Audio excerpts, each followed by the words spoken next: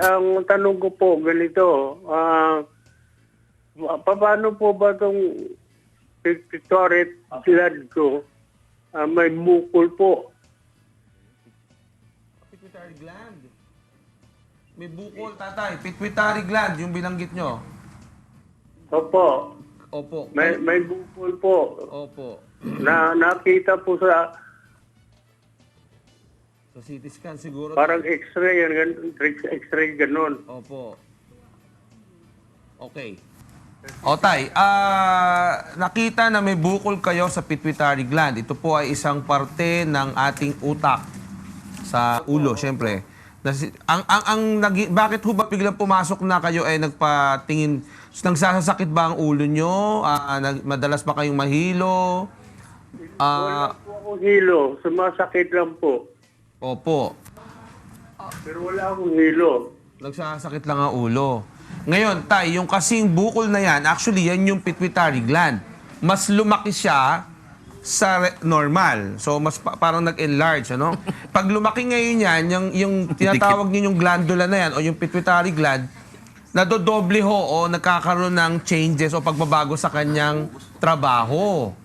Ngayon, kaya siguro kayo naghihilo, may mga parte po dun sa part ng utak natin na naiipit niya. Ngayon, hindi ko naman maitatanong kung gaano kalaki na yung pituitary gland na yan.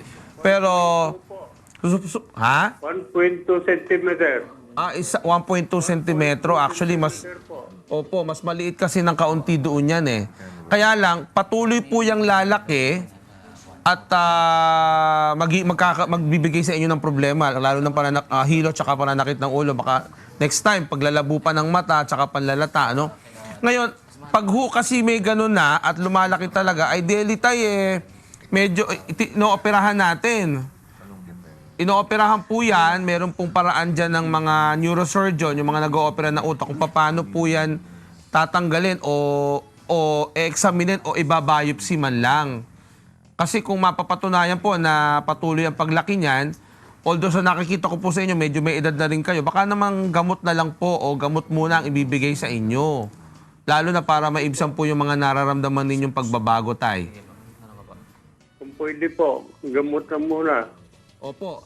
Although nasa Davao si tatay, maganda talaga tayo, ma-follow up mo yan sa neuro, espesyalista ng utak, tsaka yung mga nag-o-opera na rin ng utak, kung paano nila susolusyonan. Ideally, i-biopsy sana muna para makita kung tumor talaga yan na medyo nakaka-apekto sa ating daily routine, ano?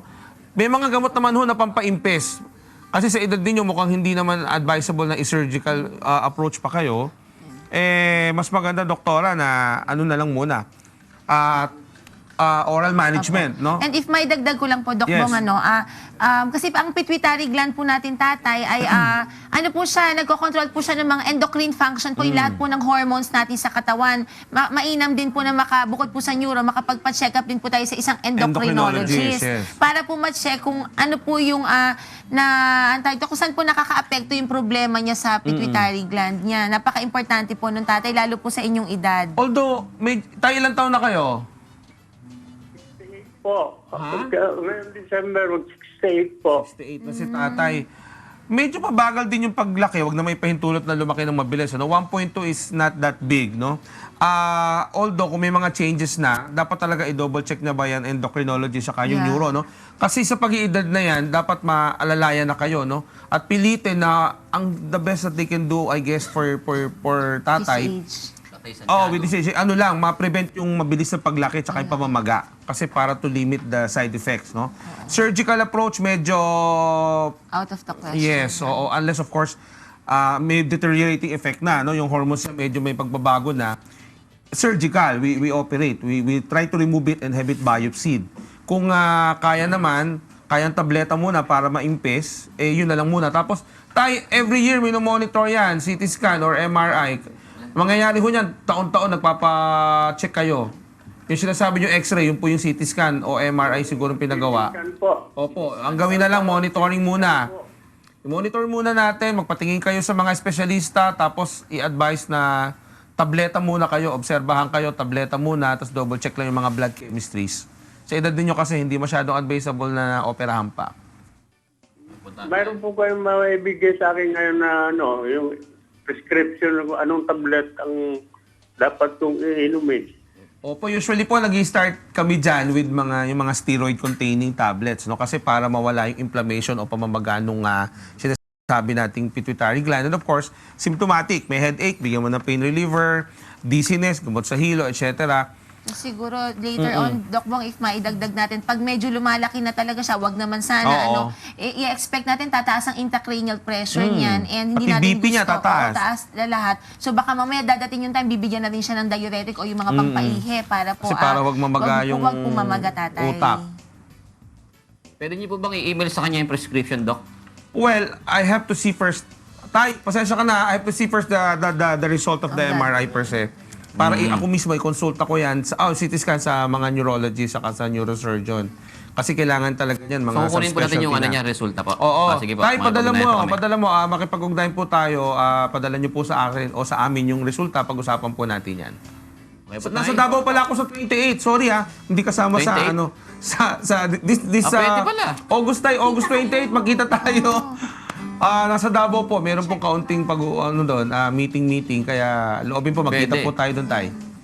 Okay. 28 po this month. 28 po, August 28 to 30. Ayan. Saan hotel ka nakapili? Naku, wala pa. Pero makikipag-ugnayan ko yan sa mga... Meron tayong maraming pharmacy eh. maraming ano doon. Pharmaceutical companies. Tayo, August 28, magkita tayo. Kunin ko yung number nyo. Pwede po ako pumunta roon. Opo, Tay. Kukunin po number niya, Tay. Pasundo ka ni Doc. Papasundo kita. Kakain tayo ng masarap. Yun. Okay, sige.